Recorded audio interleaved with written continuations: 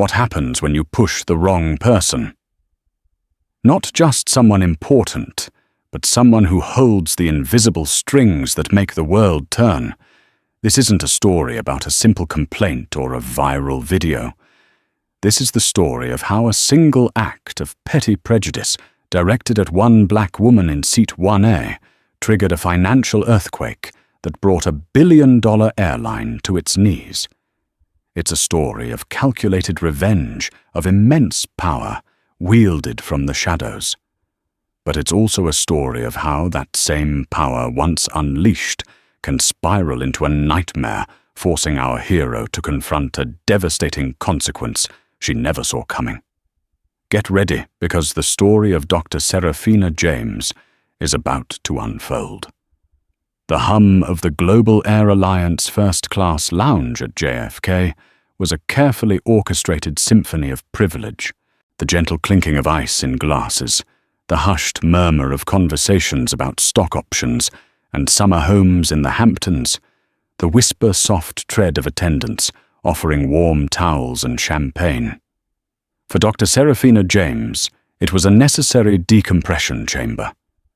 The past 4 days had been a grueling marathon, a cardiothoracic surgery conference, where she had presented 2 papers and moderated 3 panels. She was a leader in her field, a woman who held literal hearts in her hands and stitched them back to life. She was exhausted down to her bones, and the thought of the lie-flat seat in row 1 of Flight 88 to London was the only thing pulling her forward.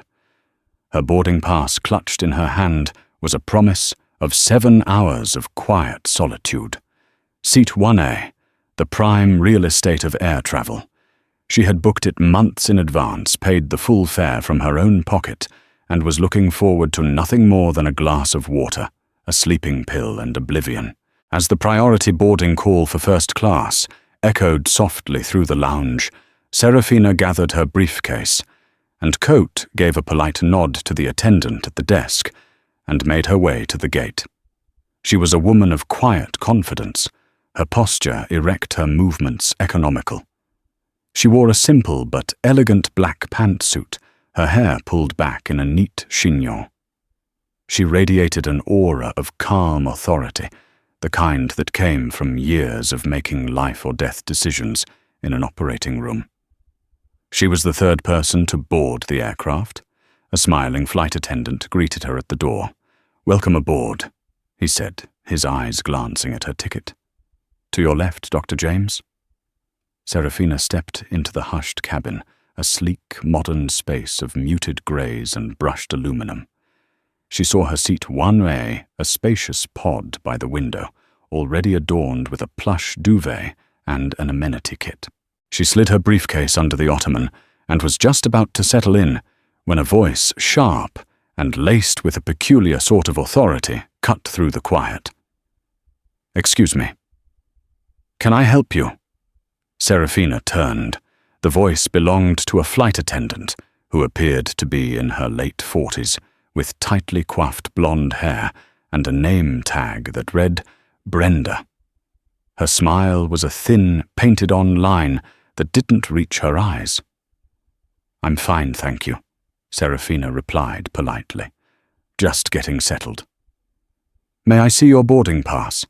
Brenda asked, her hand outstretched. It wasn't a request, it was a demand. Slightly taken aback, Seraphina retrieved the pass from her pocket and handed it over. Brenda examined it for a fraction of a second, too long, her eyes flicking from the paper to Seraphina's face and back again. "There seems to be a mistake," Brenda said, her voice now carrying a note of rehearsed concern. "This seat is already assigned." Seraphina frowned. "That's not possible. I selected this seat when I booked my flight 6 months ago. My pass says 1A. The system sometimes has glitches." Brenda said, the explanation sounding hollow, even to her own ears. "We've had to do some last-minute reseating.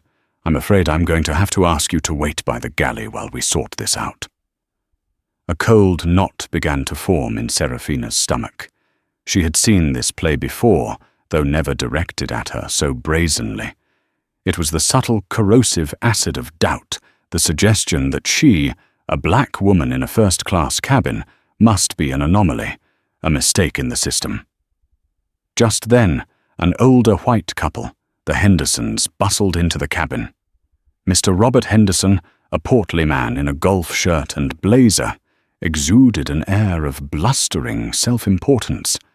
His wife Catherine was draped in designer logos, her face a mask of bored entitlement. "Ah, here we are," Robert boomed, gesturing towards seats 1A and 1B. He stopped short when he saw Seraphina. He didn't look at her but passed her towards Brenda. "Is there a problem here?" Brenda's entire demeanor shifted. Her smile became genuine accommodating. "No problem at all, Mr. Henderson. We're just clearing up a small seating confusion. Please give us one moment." She turned back to Seraphina, her voice dropping back into its firm official tone. "Ma'am, if you'll please step aside." Seraphina did not move. Her exhaustion was rapidly being replaced by a cold, clear anger. "What is the nature of the confusion?" she asked, her voice steady and low. "My pass says 1A. The seat is empty. I am here. Where is the discrepancy?" "It's a weight and balance issue." Brenda snapped, her patience clearly wearing thin. "The captain needs to redistribute passengers. It's a safety requirement." This was a well-known flimsy excuse, and they both knew it. Moving one passenger 10 feet from row 1 to row 3 would have a negligible impact on the balance of a 200-ton Boeing 777. It was an insult to her intelligence. "I see," Seraphina said, her gaze unwavering. "In that case, I'd be happy to see the new manifest showing the updated seat assignments for weight and balance." Brenda's face tightened. "That's proprietary airline information. Now I am not going to ask you again. Please move to the galley, or I will have to call the ground supervisor." "Please do," Seraphina said calmly.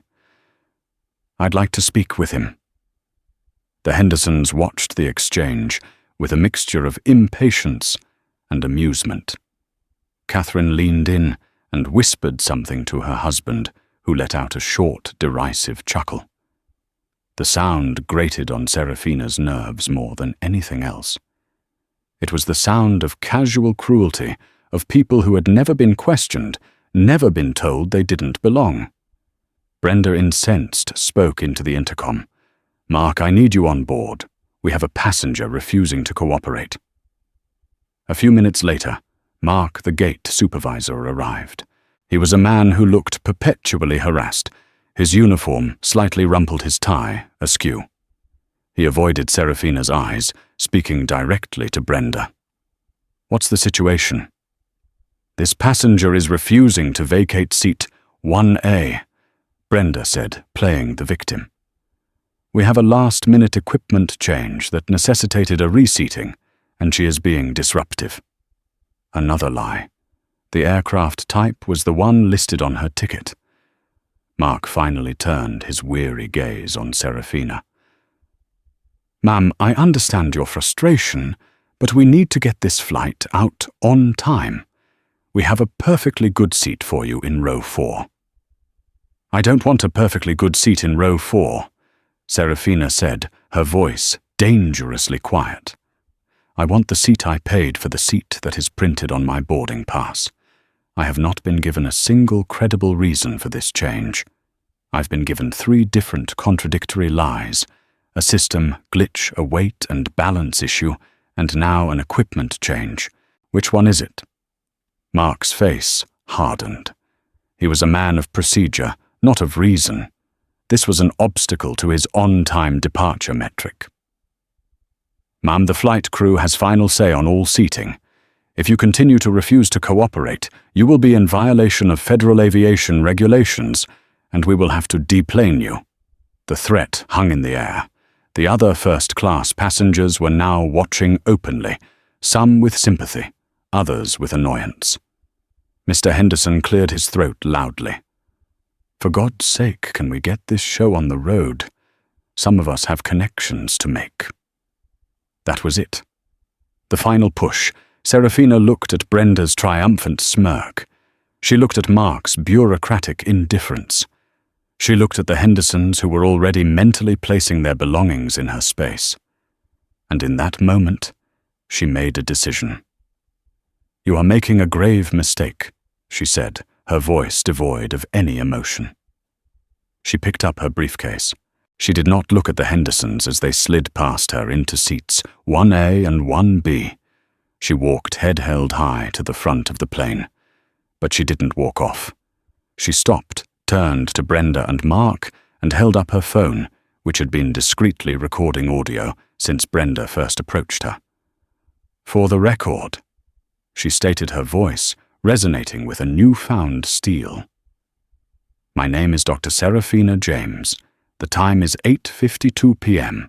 You, Brenda, and you, Mark, have just removed me, a ticketed full-fare first-class passenger, from my assigned seat without cause in order to give it to another passenger. You have provided multiple conflicting and demonstrably false justifications for this action. I am now complying with your order to deplane under threat. This is not over." She turned and walked down the jet bridge, the humiliation a hot cloak around her shoulders. But beneath the humiliation, a different fire was being kindled. It was a cold, precise, and utterly unforgiving fury. She wasn't just a doctor. Her life's work wasn't just in the operating theatre. She sat on boards. She consulted. And she held a position of such staggering financial power that the CEO of Global Air Alliance himself would have carried her luggage onto the plane had he known who she was. As she stepped back into the terminal, the indifferent chaos of the airport swirling around her, she found a quiet corner, sat down, and opened her laptop. They thought they had removed a problem. They had no idea they had just boarded a catastrophe. The glow of the laptop screen cast a cool blue light on Dr. Seraphina James's face, a stark contrast to the burning indignation within her. The ambient noise of JFK Airport faded into a dull roar. In her mind, there was only silence and focus. This was her other operating theatre. There were no scalpels or sutures here, only data contracts and immense invisible rivers of capital. For Seraphina's second less public profession was as the chief risk officer for Sterling Thorne Bank, one of the largest and most influential private financial institutions in the world.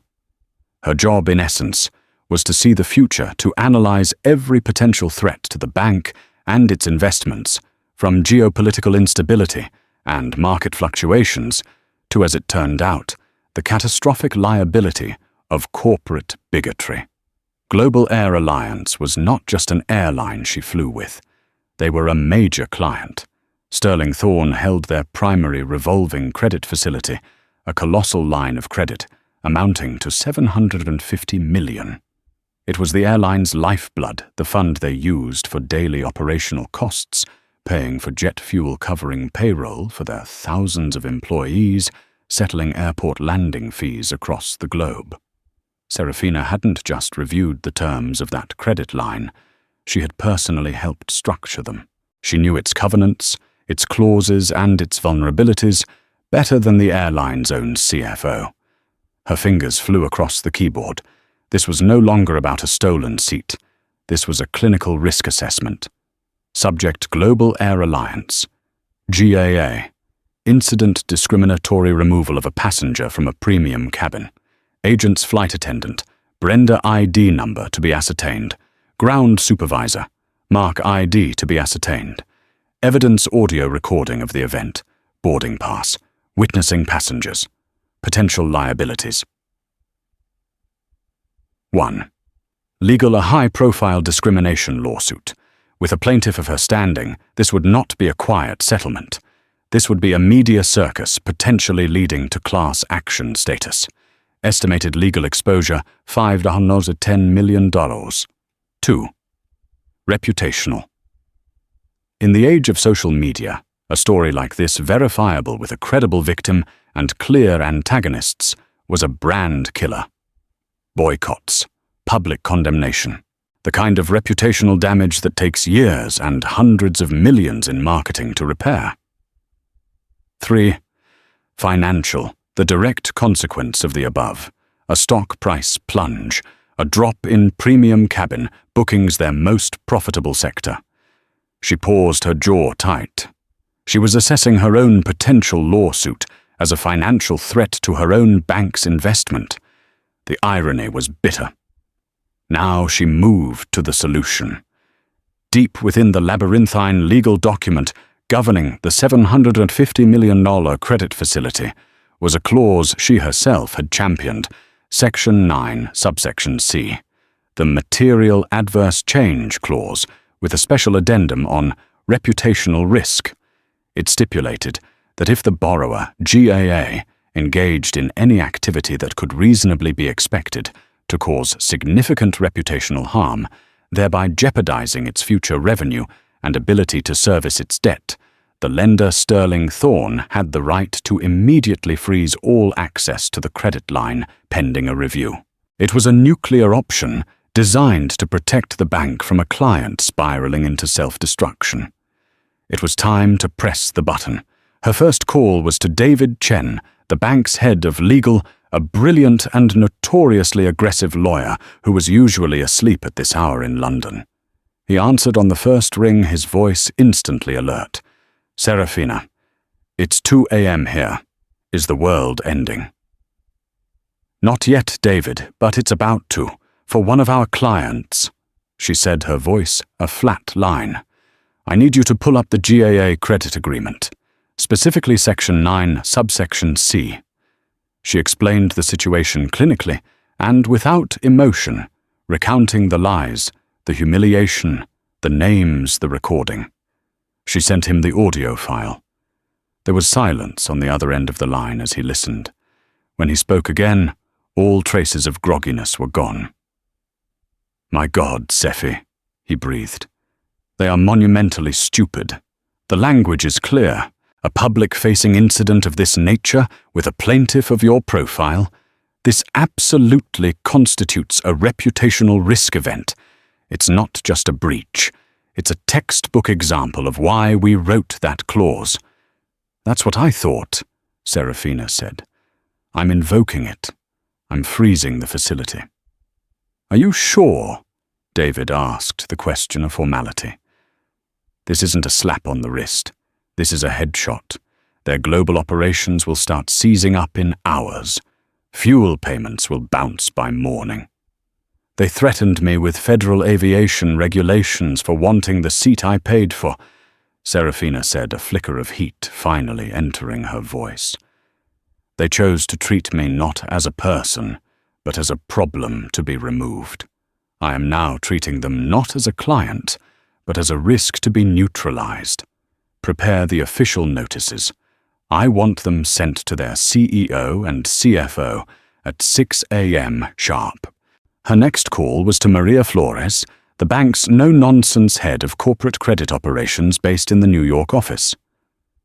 "Maria, I need you to execute an immediate effect hold on the Global Air Alliance revolving credit facility account, number 74GAA1. Authorization code Sierra Tango 90 Alpha. Maria, a veteran who had seen everything, didn't even question the order. The authorization code was from the chief risk officer herself. It was unimpeachable. "Hold confirmed, Dr. James. Is there a reason code I should enter? Reputational risk covenant breach, Section 9C, Seraphina stated. Effective immediately. Understood. The line is frozen. Seraphina closed her laptop. It was done. She hadn't screamed or cried or posted a viral video. She had simply identified a vulnerability and surgically systematically cut off the blood supply. She booked a room at the airport hotel and a seat on the first American Airlines flight to London in the morning.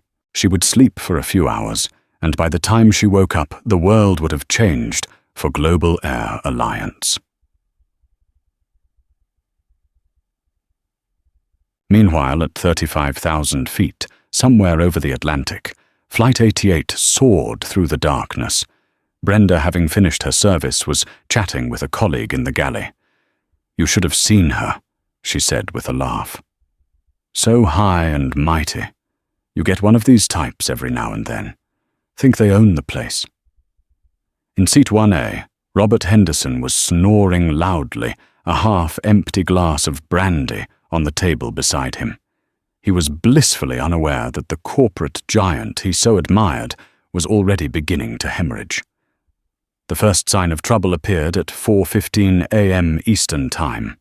A fuel payment for a flight leaving Singapore was automatically rejected.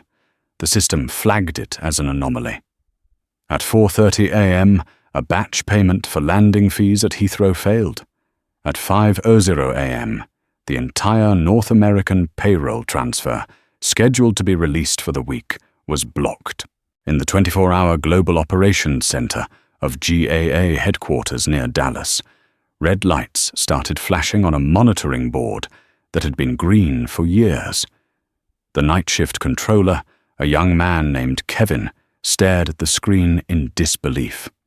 He called his supervisor, who called the Deputy Director of Treasury, who after a frantic 10 minutes of verification made the call that nobody ever wants to make.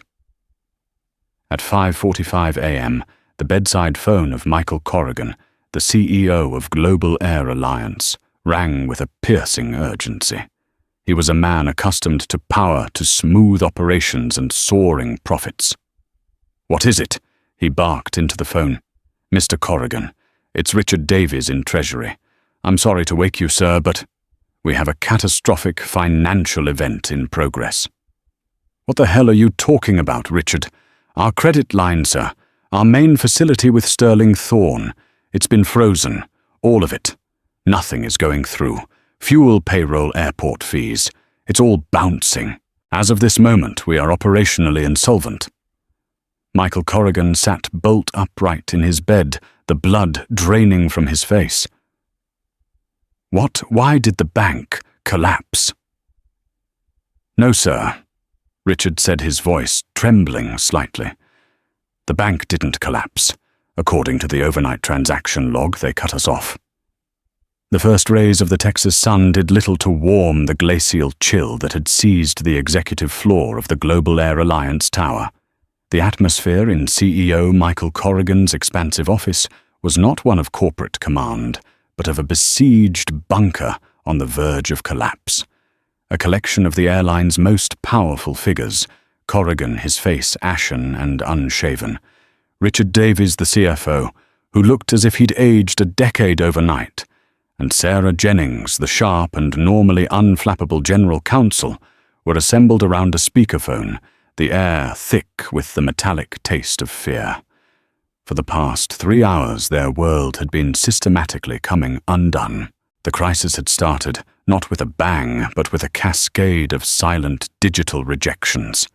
It began as a single red flag from the Singapore station. A fuel payment had bounced. An anomaly. Then another from Heathrow landing fees rejected. Then a torrent. Payroll for their North American staff, thousands of families blocked. Maintenance contracts in Frankfurt voided for non-payment. Catering services in Dubai suspended. It was as if the circulatory system of their global operation was suddenly clotting, seizing up artery by artery. "It has to be a cyber attack," Davies was saying, for the 10th time, his voice thin and reedy. "A coordinated hack targeting Sterling Thorne's network to make it look like we're defaulting. There's no other explanation. We're well within our covenants. Our liquidity is rock solid. This is impossible." "Get the head of Sterling Thorne on the phone," Corrigan roared, slamming his hand on the polished mahogany desk. He was a man accustomed to being in control, to bending the world to his will. This sudden, inexplicable powerlessness was maddening. "Get Jonathan Sterling himself. I want to know what the hell is happening at his bank." But Sterling was unavailable. His office was a fortress of polite, unhelpful assistants. They were being stonewalled. Every inquiry they made to their contacts at the bank was met with a bewildering, chillingly uniform response. "We are reviewing the account." It was Sarah Jennings who maintained a sliver of professional calm, her legal mind sifting through the chaos for patterns. "This doesn't feel like an external attack, Michael," she said, her voice steady. "A hack would be messy, chaotic. This is precise. It's surgical. It's a single clean cut. They haven't shut down the bank, they've shut down us. This is an intentional action by Sterling Thorne. The question is why. As if on cue, Corrigan's executive assistant rushed in her face, pale, holding a tablet like a holy writ. "Sir, an encrypted communique just arrived. From David Chen, head of legal at Sterling Thorne. It was sent to your and Mr. Davis's secure inboxes at 6:00 a.m. Dallas time on the dot." Corrigan snatched the device. The letter was a masterpiece of corporate lethality, brutally polite and utterly devastating. It was short, formal, and contained a phrase that seemed to suck all the oxygen out of the room. "This immediate effect administrative hold has been placed upon Facility 7-74, GAA Address 1, pursuant to the rights of the lender under Section 9, Subsection C of the Standing Credit Agreement. This action has been prompted by a significant event occurring within the last 24 hours, which our Risk Assessment Committee has deemed to constitute a grave and immediate reputational risk to Global Air Alliance. This event, in our judgment, materially and adversely affects the lender's security and the borrower's projected capacity for future earnings." "Reputational risk," Davies whispered, aghast. "What reputational risk?" "We haven't had a crash. We haven't had a major media scandal. Our brand polling is the highest it's been in 5 years. What in God's name are they talking about?" Corrigan felt a dizzying sense of vertigo. It was like being tried and sentenced for a crime he didn't even know he had committed. "Find it." He hissed his voice, a low growl. "I want every report from every station chief, every customer complaint, every social media mention, every single incident report from the last 24 hours on my desk right now. Whatever this is, we find it. Tear the company apart if you have to." The order sparked a frantic digital manhunt. Analysts and managers, jolted awake by panicked calls, began scouring terabytes of data. For an hour, the search yielded nothing but the usual operational friction: a lost baggage claim in Chicago, a delayed flight out of Denver, a disgruntled passenger in Miami complaining about the meal service. It was all trivial background noise. The crucial clue came from a junior analyst in the customer relations department, a young woman who flagged an electronic complaint filed from the first-class lounge at JFK at 9:15 p.m. the previous evening. The summary was brief. Passenger deplaned from Flight 88 to London after seating dispute. Passenger alleges discriminatory treatment by crew. Initially, it was dismissed. A seating dispute. On a single flight, it was ludicrous. But Sarah Jennings, ever the pragmatist, insisted on seeing the full report. The complainant's name was listed. Dr. Seraphina James. The name meant nothing to Corrigan or Davies. But Sarah, whose job it was to anticipate threats from every conceivable angle, felt a cold prickle of unease. There was something in the precision of the complaint, the calm, factual language that set it apart from the usual hysterical customer rants. On a hunch, she opened her laptop, bypassed the company's internal servers, and did a simple open-source web search for the name. The first results were what one might expect: articles in prestigious medical journals, press releases from a London hospital lauding its chief cardiothoracic surgeon, photos from medical conferences. An important person, certainly, but not someone who could cripple a global airline. But Sarah kept digging. She cross-referenced the name with financial databases, with lists of corporate board members. And then she found it. A single line in the executive leadership roster, of a major financial institution. It was a line that made her blood run cold. She looked up from her screen, her face utterly devoid of color. Her professional composure finally shattered. "Michael," she said, her voice a strained whisper. The two men looked at her, startled by her tone. "The passenger from Flight 88, Dr. Seraphina James." She took a deep breath. "She's the Chief Risk Officer for Sterling Thorne Bank." The silence that followed was not merely an absence of sound. It was a physical presence, a heavy, crushing weight that pressed down on the three of them. Corrigan stared at Sarah, his mind refusing to process the information. He felt a slow, dawning horror creep up his spine, like ice water being injected into his veins. It wasn't a cyber attack. It wasn't a market crash. It wasn't an abstract, reputational risk event. It was a person they had belittled, lied to, and humiliated. And that person held the master key to their entire financial existence. The move wasn't institutional, it was personal. It was a perfectly executed act of retribution, delivered with the precision of a surgeon and the ruthlessness of a banker. Get me the CEO of Sterling Thorne." Corrigan stammered, his earlier rage collapsing into sheer, unadulterated terror. "Tell him I need to speak with Dr. James. Tell him it's an emergency. Tell him anything. Just get her on the phone." The conference call was arranged an hour later. Seraphina sat in the quiet, civilized comfort of the American Airlines lounge at JFK, a cup of black coffee steaming at her elbow. She felt a profound and icy calm. This was her arena. She was no longer a wronged passenger. She was the embodiment of consequence. On the other end of the line in the Dallas war room, Corrigan, Davies, and Jennings were huddled around the speakerphone, their faces grim. Corrigan began, his voice thick with a desperate, pre-rehearsed sincerity. "Dr. James, on behalf of the entire Global Air Alliance family, I want to offer my deepest, most sincere—" Seraphina cut him off, her voice cool and dispassionate. "Mr. Corrigan, let's dispense with the hollow platitudes. I am not interested in your family. I am interested in your liabilities. I am not speaking to you now as your passenger. I am speaking to you as the Chief Risk Officer of the institution that is currently deciding whether your company is a viable investment or a distressed asset." The shift in framing was a body blow. Corrigan was speechless. "Last night," Seraphina continued, her voice a flat line of chilling clarity, "your employees, flight attendant Brenda and ground supervisor Mark, engaged in a pattern of deceitful and discriminatory conduct.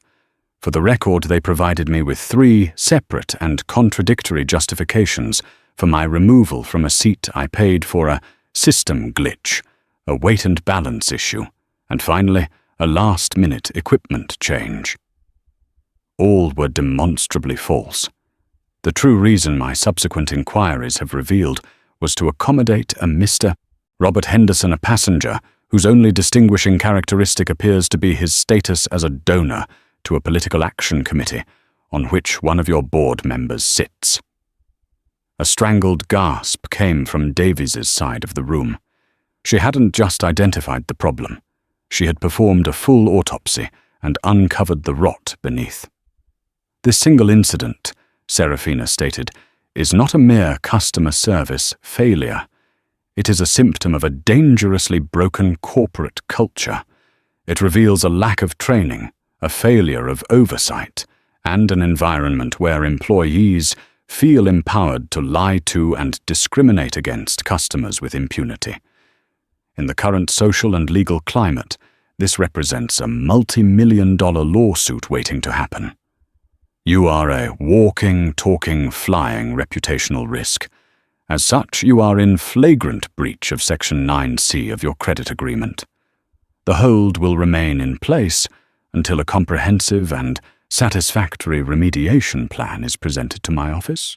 Corrigan, utterly broken, finally found his voice. What? What do you want? This is not a negotiation, Seraphina said. These are the minimum requirements to even begin a conversation about restoring your credit. 1. The immediate and permanent termination of Brenda and Mark. 2. A lifetime ban from all Global Air Alliance services for Robert and Catherine Henderson. 3. A public unreserved apology issued by you personally acknowledging the failure. And 4.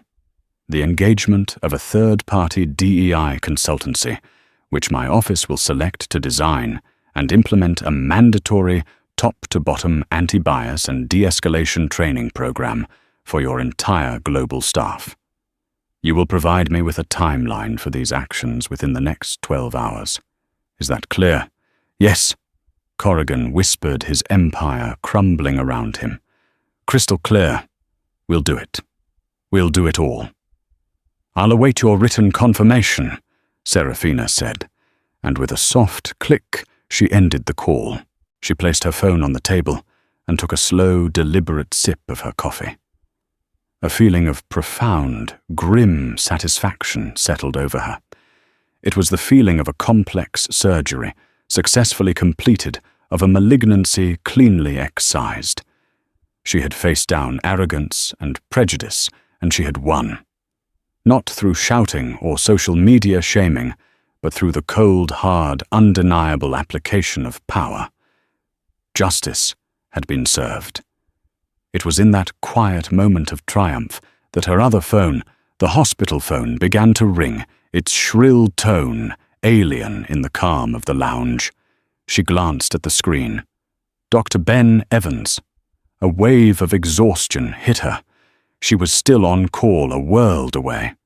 She answered, ready to discuss a patient's chart or a surgical schedule. But the voice on the other end was frantic, laced with a kind of panic that she knew all too well. It was the sound of impending, irreversible loss. For a single triumphant moment, Dr. Seraphina James was a goddess of the modern age, a deity of finance and consequence. She had looked into the cold, indifferent heart of a billion-dollar corporation and had made it stop beating. The feeling was not one of base revenge, but of a profound cosmic rebalancing. It was the clean, satisfying click of a dislocated joint being set back into place. Justice, she thought, was not always delivered by a gavel, but sometimes by a single decisive keystroke. She had won. It was precisely at that apex of victory that her other phone, the one tethered to her life of saving lives, began to vibrate.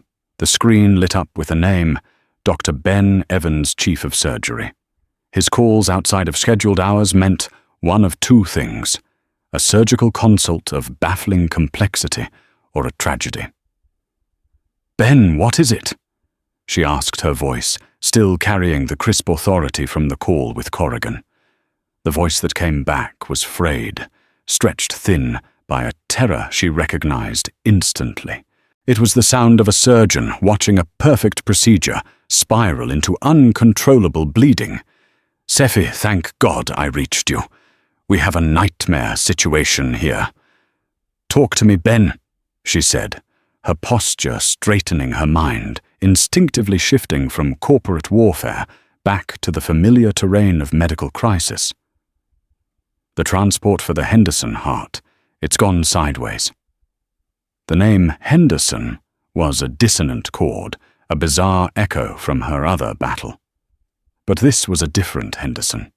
A 12-year-old girl named Lily, whose case file Seraphina could visualize with perfect clarity, the enlarged, weakened chambers of her heart on the ultrasound, the desperate hope in her parents' eyes, the months of waiting. A perfectly matched donor heart, a 1 in a million miracle had been found in Boston. It was Lily's only chance. The floor of the Admiral's Club lounge seemed to drop away. The hum of the airport, the distant announcements, the clink of glasses, it all rushed into a roaring vacuum. What do you mean, gone sideways? She managed to ask the words, feeling thick and foreign in her mouth. It was booked on the first flight this morning. Priority medical courier. I saw the confirmation myself. It was. Ben said, his voice cracking with the stress of a man watching a clock tick down on a child's life. It was on Global Air Alliance, Flight 21 from Boston to London. But the flight's been cancelled, not just delayed. Cephi cancelled. They're saying all their transatlantic operations are suspended, some kind of catastrophic operational failure. The courier is stranded at Logan Airport, and the heart is sitting in a damn cooler box. Cephi, you know what this means. The ischemic time. We're burning through it. We have maybe 6 hours left max before the tissue damage is irreversible. That little girl is on a gurney prepped for surgery right now. We're going to lose the heart. We're going to lose her. The world didn't just tilt, it inverted. The cold, clean satisfaction of moments ago curdled into a thick, choking bile of horror. Her power, her surgical, precise, righteous revenge, her demand for justice, her financial warfare. She hadn't just grounded an airline. She had grounded a miracle. She had aimed a weapon of immense power at a corporate entity, but the bullet had passed straight through and was now lodged in the heart of a child. The smug face of Brenda, the flight attendant, flashed in her mind, but the image was no longer infuriating. It was grotesque, a harbinger of this unforeseen damnation. The humiliation she had felt being escorted off the plane was nothing a fleeting sting of ego compared to the profound, soul-crushing shame that now consumed her. The Hippocratic oath she had taken, first do no harm, mocked her from a great, cavernous distance. But panic was a death sentence. It was a luxury for the powerless, and right now she was the only person on Earth who held the key to this disaster. The surgeon took control her mind, a flurry of ice and adrenaline. She slammed the door on her own horror, compartmentalizing it to be dealt with later, if a later ever came. Ben, listen to my voice, she said, her tone suddenly transformed, imbued with the absolute, unquestionable authority of a chief surgeon in the OR. You will not lose hope. You will keep Lily prepped and stable. Do not, under any circumstances, take her out of surgical readiness. Call the transplant team in Boston. Tell them the situation is being resolved. Tell them a private transport is being arranged, and to await my direct instructions.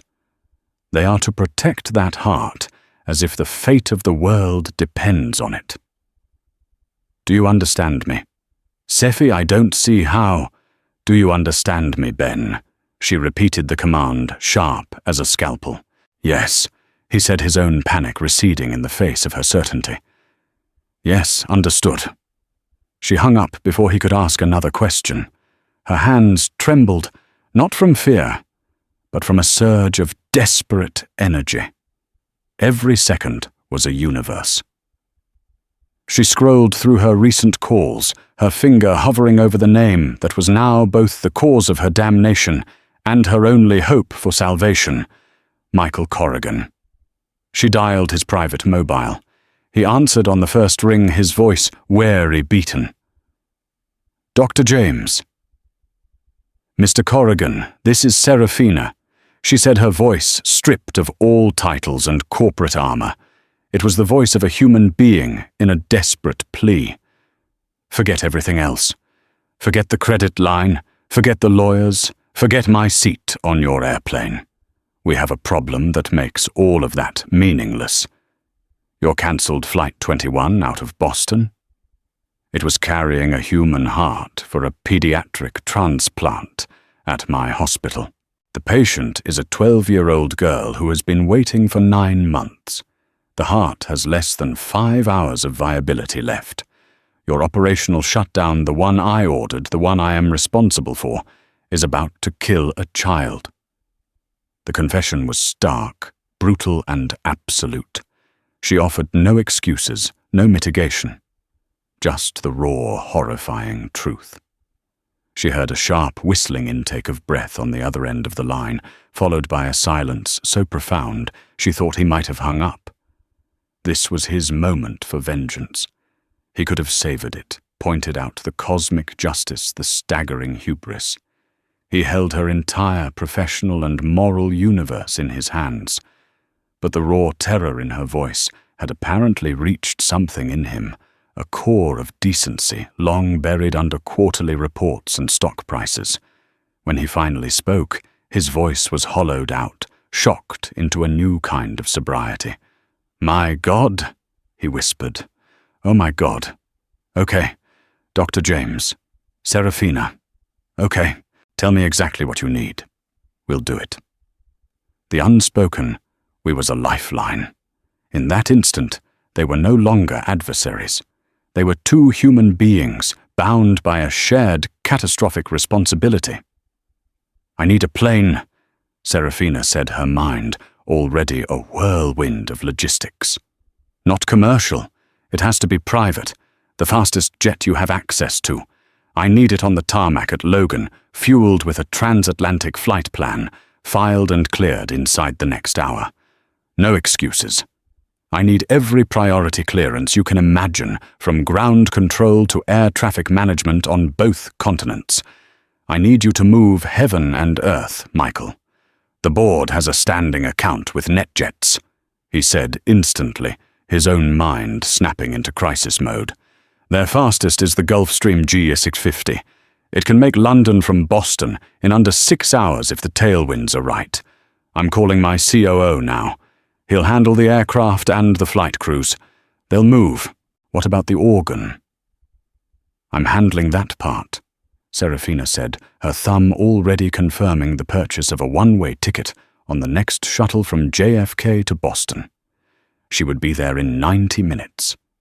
"Text me the tail number of that jet and the name of the captain the second you have it. I'm going to Logan myself." The flight to Boston was a surreal torment. She sat crammed in a middle seat, surrounded by the mundane chatter of passengers, while her mind existed in a separate reality of cellular decay and ticking clocks. She was no longer a CRO or a surgeon. She was a penitent on a desperate pilgrimage, racing toward the consequences of her own wrath. Every minute that passed, every slight delay was a fresh turn of the screw. When she landed, the world accelerated. A black Lincoln dispatched by Corrigan's office was waiting on the tarmac, lights flashing. It sped her across the airfield to the private aviation terminal, a world of quiet luxury that now felt like a stage for a Greek tragedy. And there it was, a gleaming white Gulfstream G650, looking impossibly sleek and fast, its engines emitting a low, powerful whine. Waiting at the base of the stairs was the courier, a young man whose face was a mask of anxiety, clutching the Lifeport organ transporter box as if it were a holy relic. Seraphina strode right up to him. He looked at her, his eyes wide. "Dr. James, they said you were coming." She nodded, her gaze fixed on the box. "I'm coming with you," she said, taking it from his hands. Its cold, solid weight felt immense, a physical manifestation of Lily Henderson's life. "You've done your job. Now it's my turn." The flight across the Atlantic was a 6-hour vigil in a hushed, pressurized cabin. She sat beside the precious cargo, her hand resting on the cool plastic of the container. Below the ocean was a vast, dark, unforgiving expanse. There were no triumphant phone calls now, no emails asserting her authority. There was only the steady hum of the engines and the frantic, silent prayer of her heart. She thought about power, how she had conceptualized it as a tool, a weapon to be wielded. But it wasn't. It was a current, a river. And if you weren't careful, you could be swept away by it, drowning everything you cared about in your wake.